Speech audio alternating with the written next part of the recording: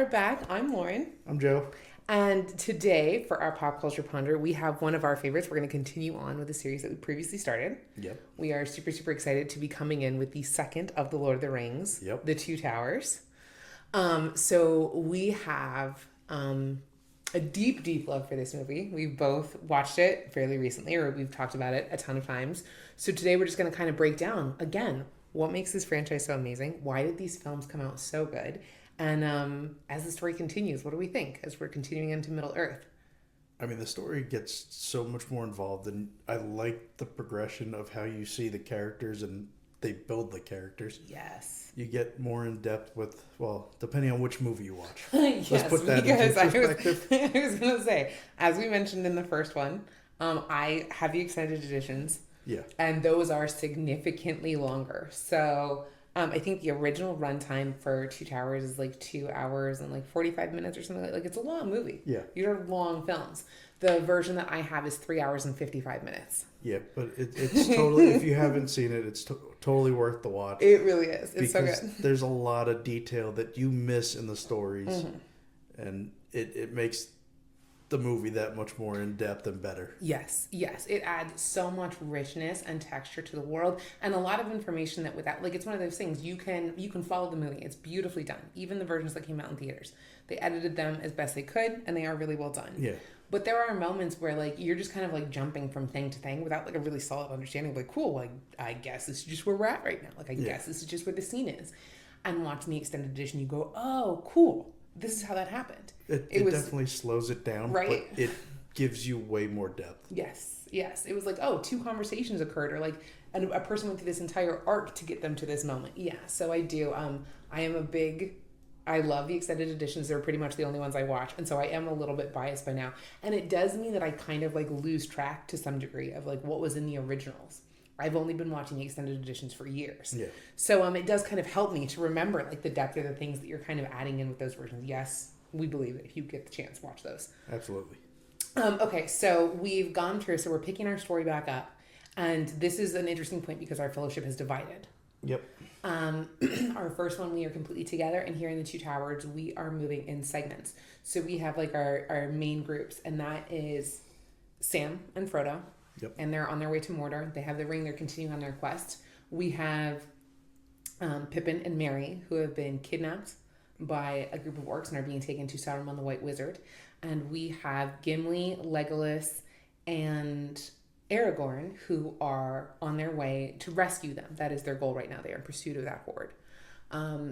Boromir, we have tragically lost in the beginning of at the end of the other one, and Gandalf has fallen in the fight with the Balrog. Yes. So that's where we come in. At this point, we think he's gone. Let me tell you, little Lauren, watching these movies for the first time, because the first one got me. As we mentioned, like, I did not want to go see them. I was very resistant. Fell in love with them. So by the second one, I was like, oh my gosh, this is amazing. I've read these books. I love this thing. Like, let me go see it. And coming back in to the fight with the Balrog and like Frodo's heartbreak is like he's coming into I was just like, oh no, broke my heart. I was so sad. Totally wrecked me out again. And then as you're kind of like journeying, the tone of this one felt so different. The first one, like, we come in and it's all light. It's wonderful. We're here at the Shire and things are fun. The second one, we're coming in with the same intro character. You're coming in with Frodo again. Yeah. And Gandalf to some degree, and you're re-entering this world. But Frodo is wildly different. My man, circumstances have changed. His mood is a little different. Everything has shifted. He's not as lighthearted as he was in the first movie. No. We're seeing Frodo really struggle right now. There's a lot of sadness and a lot of pain. He's there with Sam. And of course, they are joined by our favorite little creeper. Yeah. Gollum Smeagol, he's just Gollum at this point. But exactly. So he shows up, and that's an interesting little companion. That makes an interesting little trio, those three. Yeah, no, it definitely doesn't. And the way Andy Serkis plays Gollum is incredible. Like the depth of the character of him going back and forth, being like schizophrenic or whatever you want to call it. Or multi-personalities. Like, yeah, that scene and like in this movie when you really see those two different pieces of him like working against each other, because his nature isn't settled. He has been one thing for a very long time. He was one thing to start with. The ring corrupted or enhanced something in him and then turned him into something else. And he's been that thing for a very, very long time. And now, exactly, he's kind of going back and forth. We're seeing, again, the same kind of struggle in him. And Frodo's watching that too. Watching this creature, feeling the ring, knowing what it's doing and going, oh my gosh, is that what I become? Is there any chance for me not to become that thing? Is there any goodness left in that creature? Yeah. Is there goodness in me? Like that struggle of how much a soul can withstand. How strong am I? How strong is my internal guide and compass? And what's it going to do for me in this situation? Fantastic. And Andy Serkis is doing heavy work this entire movie. I love the conversation between the two of them, Smeagol and Gollum, when Smeagol eventually tells Gollum to leave. Yeah. And then, again, when you see that flip back, when Smeagol is betrayed by Frodo and Gollum rises up again, I love seeing those two entities so clearly portrayed. Do you think as you're watching that, is one of those just the ring? Or is it that you're seeing the two halves of the personality truly duel against each other? Just one is being influenced by the ring? Or is one of those truly a separate, distinct entity that comes from outside? Oh, that's a very heavy question. But I think it's started with the ring, but then it became its own thing pretty much. Because how long has he gone without the ring from when Bilbo took it from him? And now it's just him and his other personality. Yeah, and it's one of the things that I like is because the ring extends life. You've seen, like, it's one of those things that's like a psychological warfare for a long time. He was almost like a prisoner inside his own body. He was being constantly tormented by this thing, and it has like this long, so then there comes a point where no, you really can't recover. There is a breaking of the soul that occurs, that even when you struggle against that nature, like it is something sometimes shatters inside someone and you can't fix it. Yeah. You really can be so destroyed by the experience that you can't come back. And Tolkien is looking at and Frodo is looking at that too, as this young man who was being dragged through this, and like he had a goodness, a pureness to him. Frodo really did at the beginning. And right now we're seeing it be tarnished in such a way as to wonder, is he going to come through this okay? Is he going to come through this at all? In the extended editions, there is that scene with the elves we were watching between Elrond and Galadriel, where they're discussing, and they are to some degree very sure that he is going to fall, that he is going to die, and that this quest is impossible.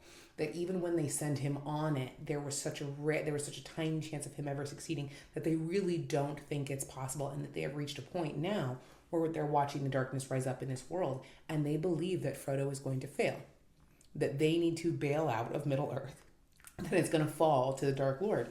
That is their conclusion. They've looked at him, and the way that the magic of this land feels to them is that it's being corrupted, and that they have no hope in him anymore. It's really a dark chapter within the entire story.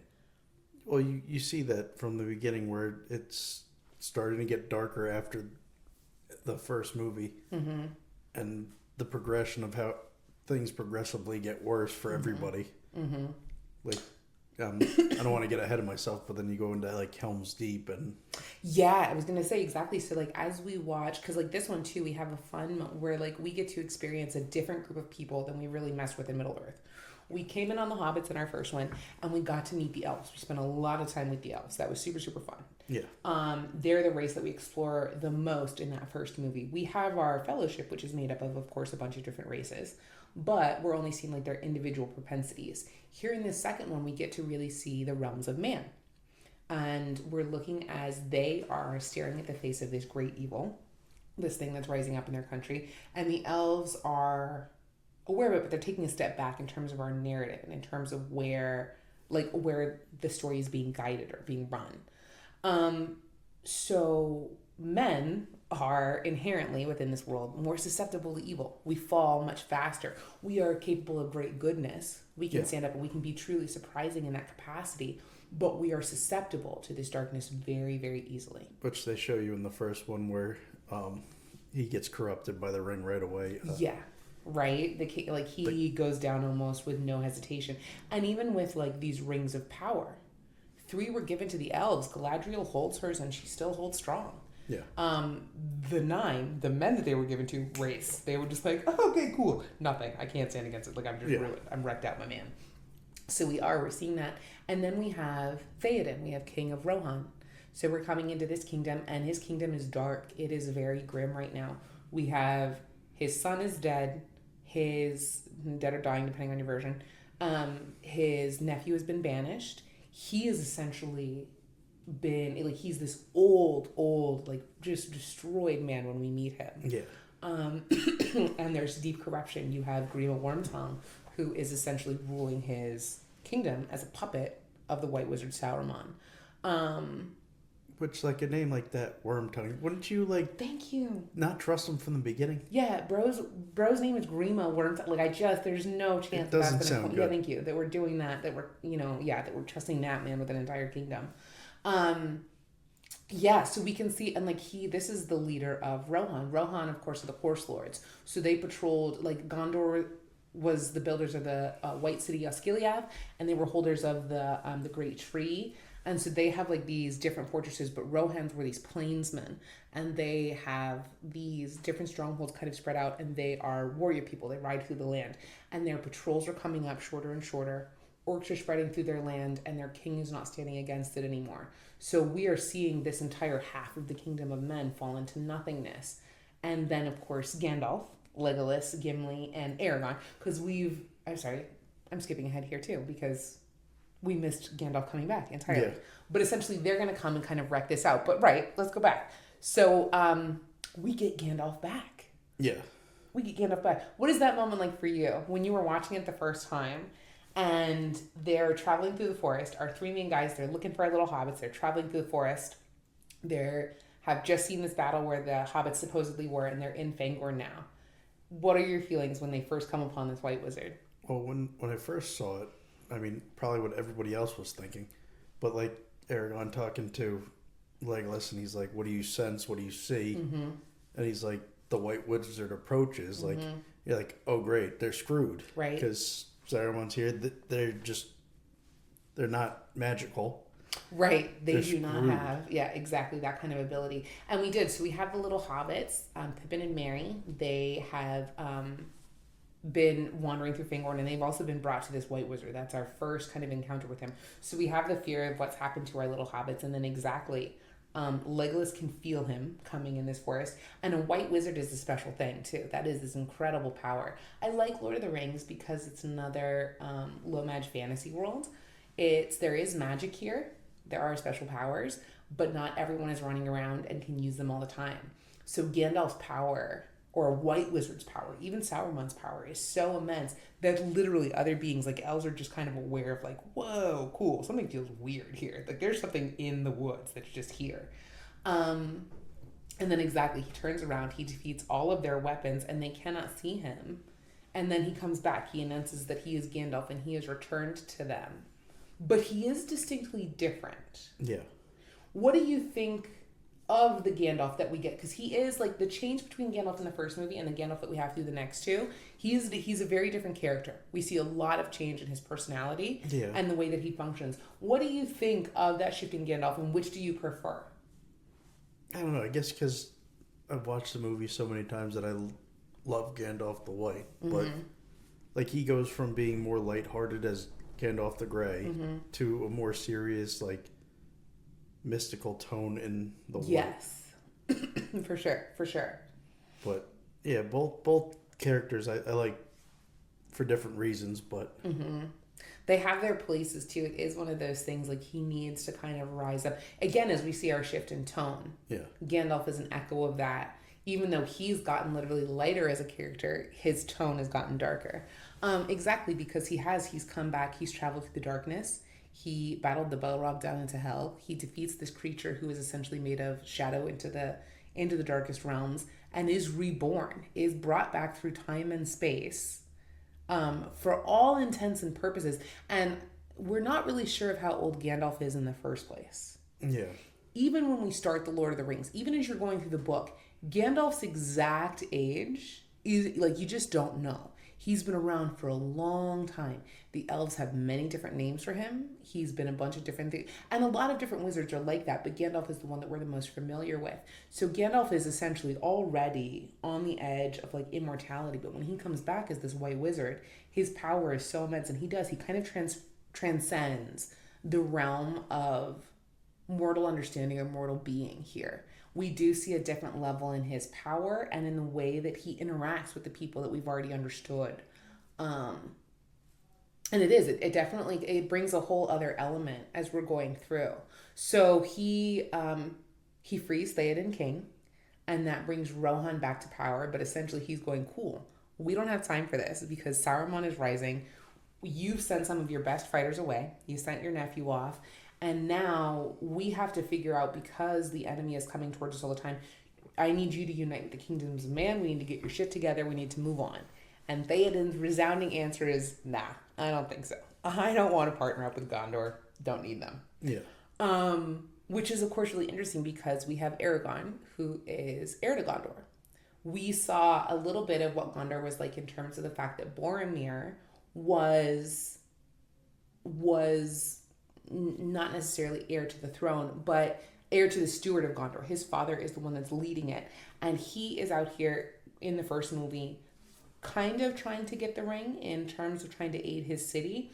But he has a strong sense of duty and pride and connection to his city. In this one, we really get to see Gondor. So as you look at these two cities, Rohan and Gondor, and if you look at the way that they're led and the way that they're formed, what are your opinions? What are your thoughts on these two realms of man? What do they tell you about human beings? Oh, that's another tough question. I know. You always hit me with these, and these are some of my favorites too, because I think about these things all the time. Because he's using this story to tell so much of his own feelings about goodness and morality and what man is capable of in our light and our darkness, and trying to contextualize so much of what he dealt with in his own life. And so it is, every time I watch them, he's looking at the elements of humanity. Yeah. And he's trying to condense them down into these kingdoms, or the way that these kingdoms are run and the men that fill them. And so I really do, I'm curious as to how that reads to you. This is a difficult one. Yes. I'm really trying to get my perspective on it, but they're ran so differently. Yes. Wild. I mean, the way that they're built is totally different and laid out, but both of them end up touched by a corruption. Yeah. So we have Rohan, you have Theoden, who is infiltrated by the whispers of Saruman. It's not even that he necessarily lets, it's that these dark whispers come in, and that once they take over the heart, once they take over this king, no one around is strong enough to defeat that. Yeah. But it is kind of against his will. He's not even completely aware of his corruption, and had he not been acted upon by this outside force, Rohan would have fallen because of that. Gondor is not necessarily directly, we see the leader of Gondor, he is not, Boromir and Faramir's father, he is not being possessed by Saruman. No, there is no spell acting on him. Exactly. Yeah, no, he's a corrupt person in general. The way he treats his one son versus the other is wildly different, which one can do no wrong, the other one just breathes and it's guy, get out of here. Exactly. So we have this man who is naturally kind of corrupt on his own, but he did have these sons. He does create around him. There is goodness that's found around him. Both of his sons had goodness in them, had inherent morality. Boromir's was corrupted. We watched it fall and falter to some degree because of the influence of his father. Which you do see in the extended version. You need to watch. Yeah, part of that is the ring, but part of it is exactly if his father had not planted the seeds, the ring could not have worked on him in the way that it did. So we have, in Rohan, you have a good man who is surrounded by good people, and when the heart of that goodness is corrupted, the rest of them do not know how to react. They are not able to, when they try and stand against it, Éomer was sent away, and then the other, you have this heart of darkness that already exists, and this goodness manages to flourish around it despite that. You have good actions, these men that are able to take the right steps.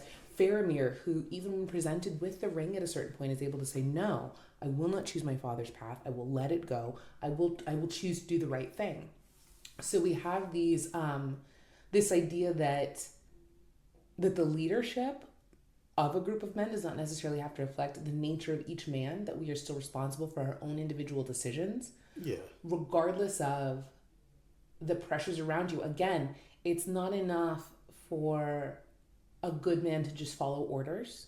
You have to know what is right, and you have to stand against what is wrong, even when the people more powerful than you, even when everything that you've been told says that you shouldn't. You know for yourself your moral compass. Or if you do not do that, it allows corruption and rot to spread. It allows that darkness to touch other people. It is the responsibility of a good man to follow what is good.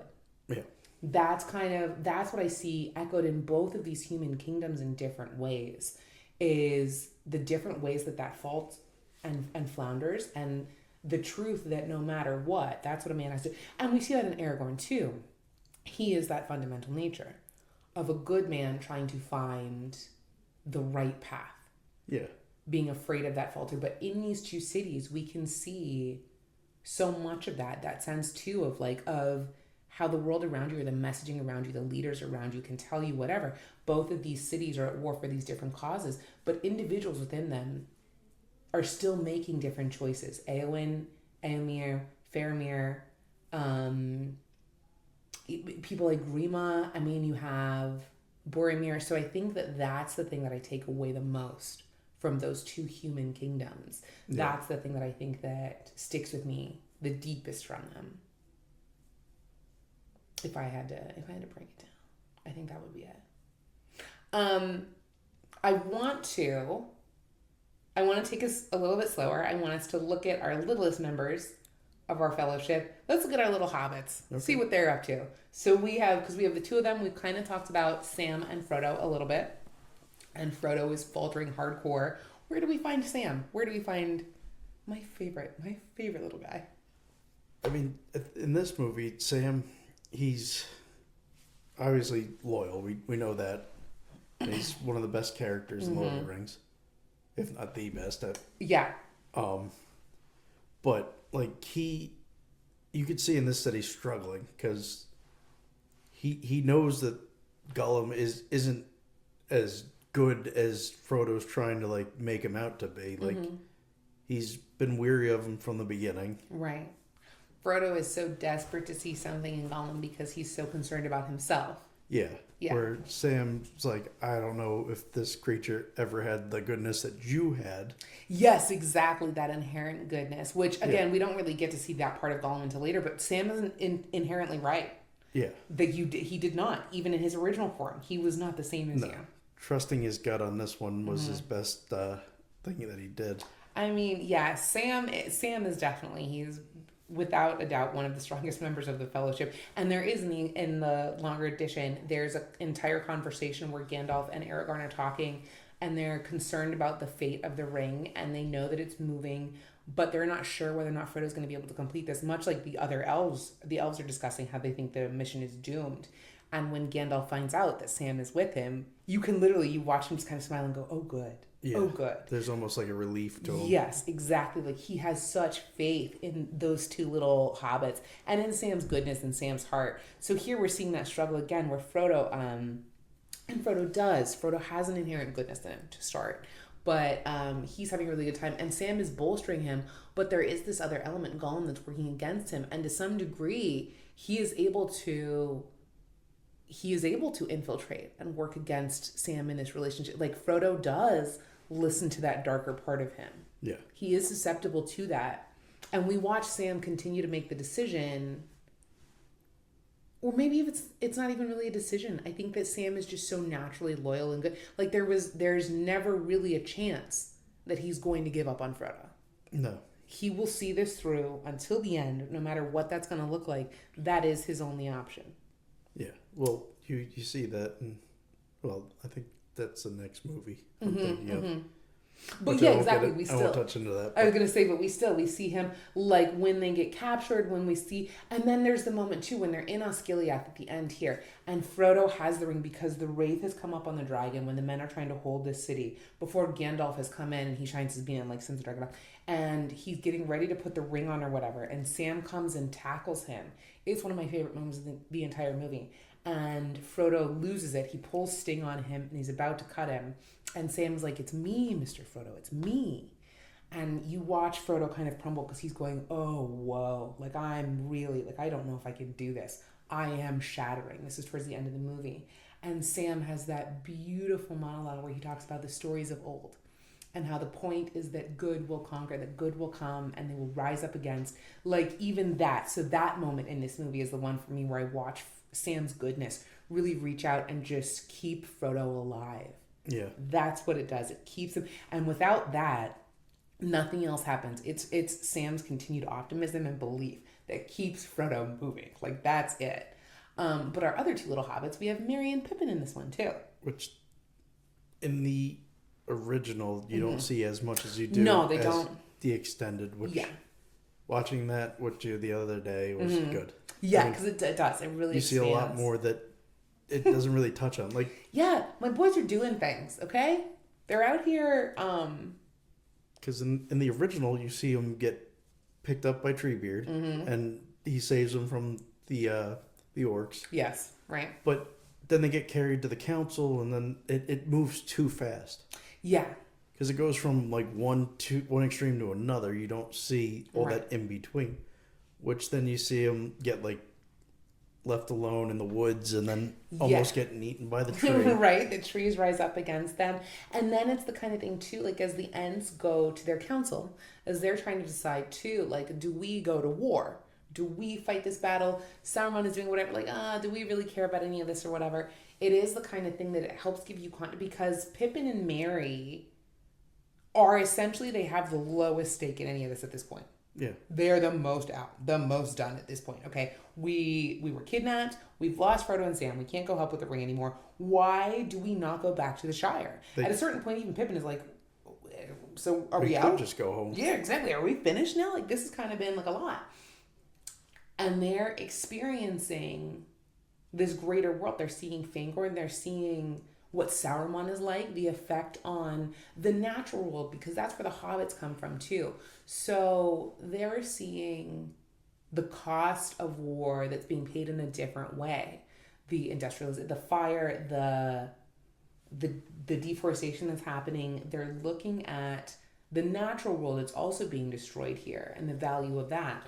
And they're trying to decide whether or not they also have a stake in this. And eventually Merry comes to the point like, cool, if we don't do something, there is no Shire to go back to. Like, at a certain point, we have to get the Ents to fight. Like, everyone has to rally around this. At a certain point, it isn't the option. Certain conflicts get big enough that you don't have the option of going, you know what, this isn't my fight. Yeah. I don't have to deal with this, because eventually it will come to you. Certain things will get big enough that they will show up at your doorstep no matter what. And these two are kind of reaching that conclusion. They're figuring out that, like, oh, cool, no, we're going to have to be in this to some degree until the end. That path is going to vary a lot through the third movie. But we're watching, like, essentially the everyman kind of figure out that there is no out. No. Even if I'm not called, even if I don't have this great lineage, even if I don't have this quest, even if I'm not the heart of the struggle, even if it's not my job to end it, it is my job to be part of it, because to turn your eye on this kind of evil it's unconscionable. It's unacceptable. We have to stand and fight. It's a whole thing. So that's kind of where we see our two little hobbits. In terms of all the journeys that you go in this movie, whose kind of journey do you like the best? Who do you find most engaging as you're watching? Well, this is a tough one again, because they're all good in their own way. Where you got Merry and Pippin that work with the Ents. Then you have the three, four. Yeah. But I like how Aragorn and them go through and go to Helm's Deep. Like that. Yes. That might be my favorite part of this movie. Like that whole thing from when they meet Gandalf to Gandalf leaving, and then the Battle of Helm's Deep, where look for my coming on the third day. Look to the east. Yeah, the Battle of Helm's Deep. So the Battle of Helm's Deep, in terms of, like, and I'm just gonna go on like a little film rant, because that's what I do. In terms of filming, was incredibly huge. The amount of night shoots that they had to do, like the amount of work that went into filming that battle was absolutely immense, and it shows up on screen. Like, it's fantastic. You have we've moved the women and children of Rohan And like, I gotta say, Theoden, what kind of fucking plan was this? Yeah. What kind of plan? We sent off our little lieutenant guy. We sent off Grima Wormtongue, which, and I get it, Aragorn is a good man. We should have killed him, whatever. We sent him off. He goes off to Saruman, and he knows all of our plans. He knows our resources. He knows where we can evacuate our people. Like, he knows all of these things. And then we decided anyway to go put our people in a cave. Yeah. With one entrance and exit. And we were like, we'll just keep them safe in here. Was it technically one entrance? Because, like... No, they do have, I want to say... Oh, give me one moment.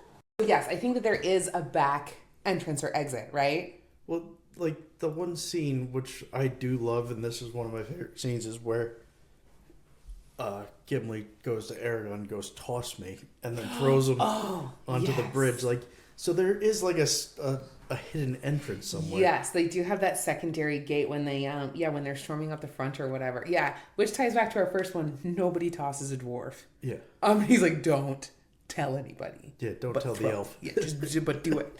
Yeah, exactly. So we have, I guess there is that secondary, but in terms of where we're hiding our women and children, they're kind of tucked back in there and we're holding off these dark forces that come.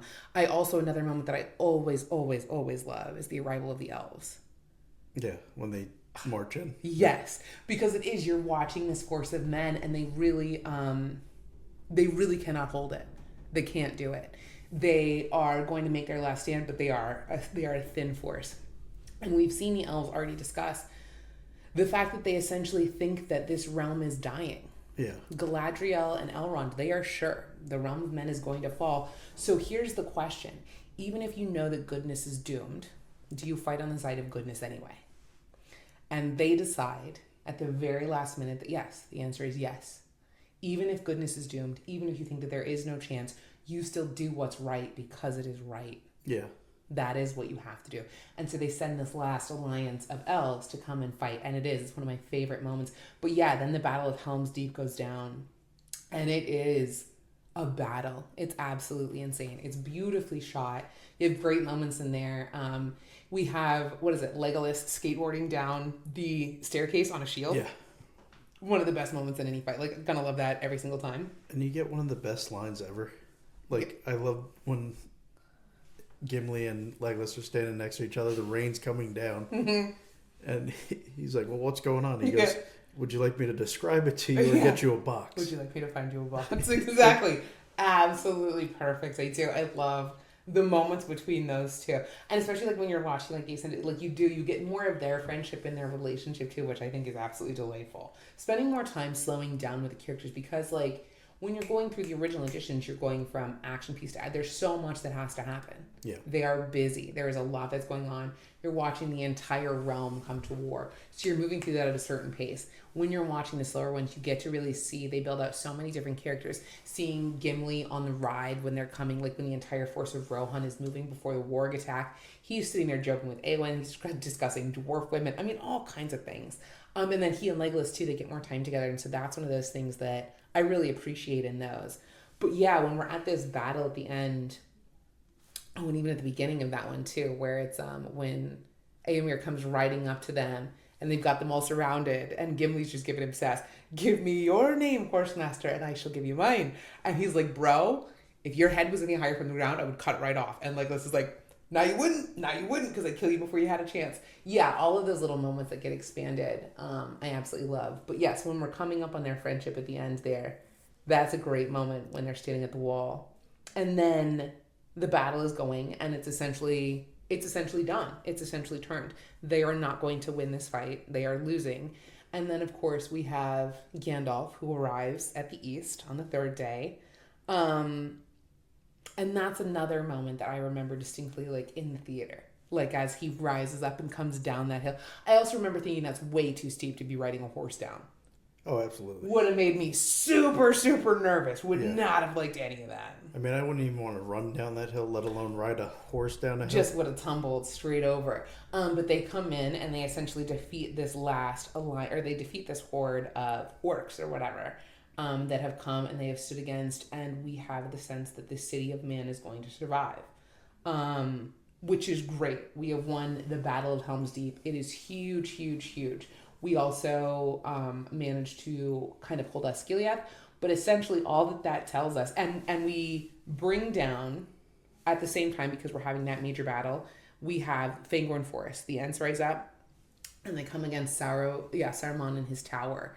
And we watch them destroy his entire forge. They pull down the dam, flood that out, which is some of the best miniature work. Yeah. I still love that scene. And the crazy part is, the more you watch it, the more little details that you don't notice. Like, there's one scene that makes me laugh every time, or one part of it.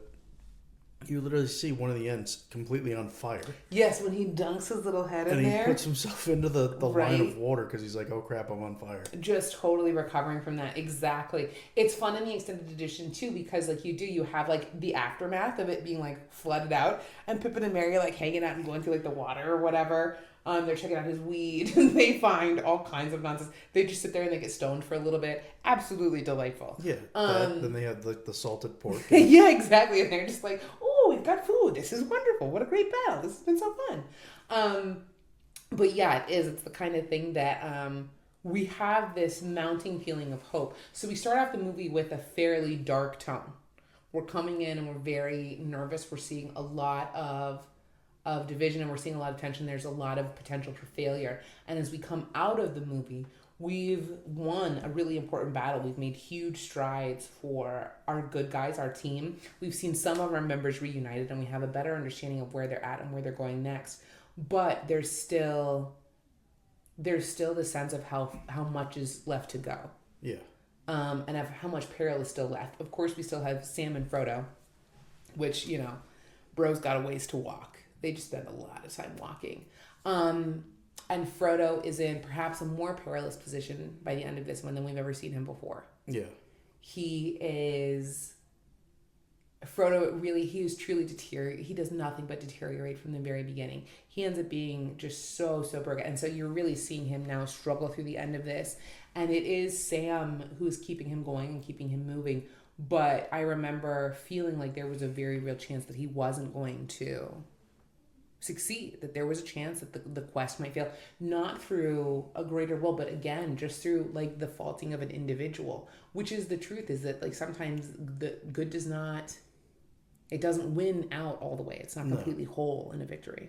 And you watch as, like you said, he's progressively getting worse, and he's getting drained more and more by the end of the movie. Yeah. Where you see it, where he's just barely able to move at times. Yeah, exactly. Like, and you Sam's watch him picking him up and helping him. Shaky. Yeah, exactly. And at the city, like, truly being willing to just like, cool, I'll give up. Like, I will. And again, offering, like, telling people, like, if you'll take it, I don't need to keep telling Faramir, like, I don't know if I can do this. I don't know if this is something that I can do. And you see from the way that Sam helps Frodo get to where he's at by the end of the movie, where Gandalf's sigh of relief comes in to play, really. Right. Because exactly, we're seeing how paramount it is that Sam keeps the faith. Yeah. Because Frodo cannot do it anymore. Frodo is moving forward. But Frodo, I think through the second one, we really see the thing in him start to settle of, I don't go home. Yeah. I don't finish this. I'm going to complete my quest, but I think that this is going to be it. This is going to be everything that I can do. And Sam really doesn't see it that way. Sam believes in his goodness. His heart is what carries him through. It's the same way kind of you see that with like Merry and Pippin too. Merry has an awareness of how serious sometimes of things are. And Pippin has a naivety that like really does, it matters. It's a good juxtaposition. It's one of those things how does a different mentality cope? Like, how do different minds make it through this kind of struggle? What happens when you go in prepared? What happens when you go in unknowing?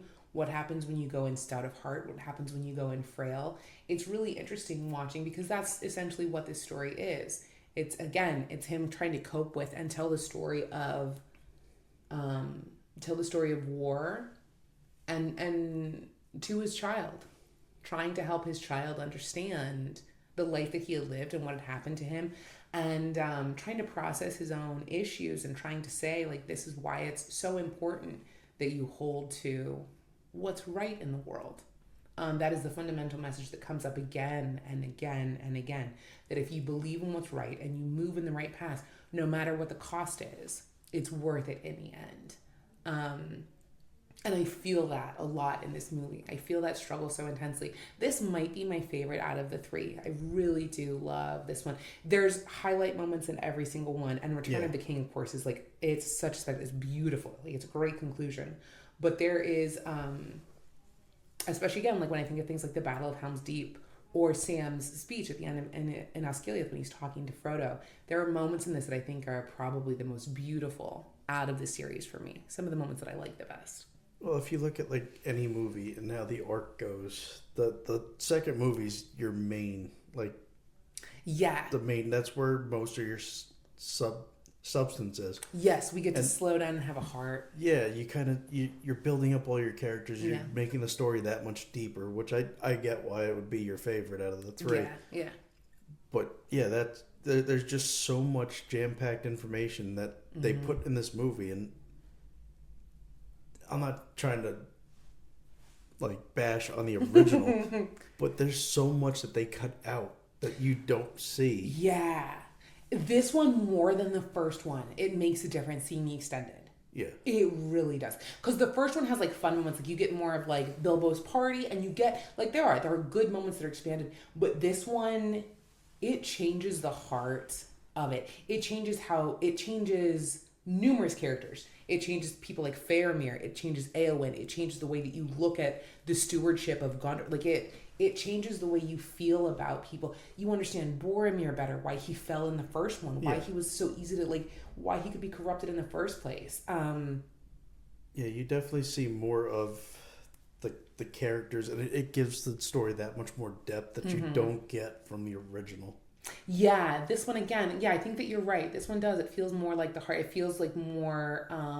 It's definitely the heart of the. Yeah, of the three. Exactly. You have your, and I think that that's true of like a lot of like long sagas. That's one of the reasons that I kind of, and I know people get frustrated in the middle because like, oh, it's so slow. I like origins. It's fun to meet everybody, and I love a conclusion. It's great when things go bang at the end, but it's as we're watching the story unwind, it reminds you of why the conclusion matters in the first place. Yeah. This is the reason that you're invested. It's because you've taken the time to know and love these characters. And this movie does a great job with that. It filled so many holes and gives those side characters way more depth that you did not get from the originals. Yeah, it is huge. It is huge. Like, I don't think the one scene where Aragorn's with, what's her name? Oh, Éowyn? Yeah, and she gives him the soup or whatever. Oh, yeah, and he's just like, this is the most disgusting. You're back. Yes, it's good. Yeah. It's good soup. I don't think you get that in the original. No. They cut out a lot of her. She, her left, again, like, there's a ton of moments. Okay, so essentially, our big takeaway, I think, from this episode is that everyone needs to watch the extended editions of Lord of the Rings. You have seen a great movie if you've seen the theatrical versions. You have loved them. Let me tell you, though. Let us tell you. This fills so many holes that you see in the movie and builds up those side characters way better than the theater version did. There are huge ways that you really do not understand the story. And, like, I want to be clear. What you got to do first is you got to read the books. But even if all you're going to do is watch a movie, take the time. And I understand it's a huge commitment. We're going to add at least an hour to every film. I understand it sounds like a lot, but that hour is going to change it, man. Yeah. It really will. Think of Game of Thrones. Think of something like that. Like if you're trying to watch the first season as a movie, think of how much you lose. So this is the same thing where you took like 3 and you just let them breathe. You gave it. So like all of a sudden it becomes 12 hours of storytelling as opposed to like 7.5, 8. And you're just like, whoa, that makes a huge difference. Honestly, they could have made this into like a TV show with how much information they have between the 3 movies. Right. At some point, maybe we'll loop around to the Rings of Power on Amazon. Because it's the kind of thing that Lord of the Rings, and like this is one that, again, they struggled to adapt for a really long time.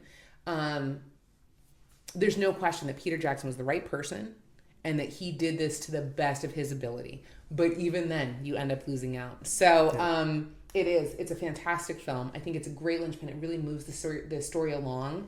And it's got a beautiful heart and a beautiful message to it. If you get the chance, watch the long version. Absolutely. Let us know what you think of it if you do have that opportunity, because fantastic. Yeah.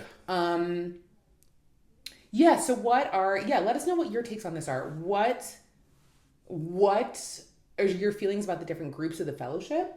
Who's your favorite little group to watch in this one? Who are you most invested in as they're going on? What are your feelings about the kingdoms of man, Gondor and Rohan, and what they mean in terms of this story? And do you remember, like, as you were watching it through the first time, like, what were the moments that really stuck out to you? What were the moments that, like, captured you? Because, again, I have distinct memories of certain moments where I was just like, whoa, walloped me right in the chest. Yeah. And I was just like, cool. So, yeah, what are those moments for you guys? Anything else for you? No, I think other than saying, like, if we're going on which scene resonated the most was when Gandalf comes back. Like, that was almost like, I don't know, I don't want to put it to that point, but like Star Wars where Luke, I'm your father. Yeah. Like, to me, that it was like, oh my God, he's back. Like, I was like, oh crap, they're done. Here's Saruman. And then all of a sudden, it's Gandalf. Because let me tell you too, had Gandalf not come back, none of the rest of this goes the same way. None of the rest of this goes the same way. So exactly, what was your reaction to that? Because like that's one of those pivotal moments within the entire series. Yeah. It changes the entire course of all of it. Fantastic. All right, so I am Lauren. I'm Joe. And this was our Two Towers episode. Let us know your thoughts about all of it. We had a great time discussing this movie, obviously. We'd love to hear your opinions. Let us know anything that we forgot or left out. And if you get a chance to watch the extended editions, tell us what you think about that new material. Tell us what you think about the differences between the two. What does it add for you? Perfect. Yep. All right. Have a good day.